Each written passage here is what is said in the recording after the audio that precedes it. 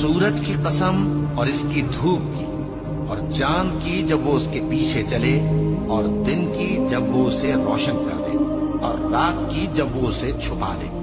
और आसमान की और उस जात की जिसने इसे बनाया, और जमीन की और उस जात की जिसने इसे फैलाया, और नफ्स इंसानी की और उसकी जिसने इसे दुरुस्त करके बनाया। फिर इसको बदकारी से बचने और परहेजगार बनने की समझ दी कि जिसने अपने नफ्स को पाक रखा वो मुराद को पहुंचा, और जिसने इसे खाक में मिलाया वो नामुराद रहा।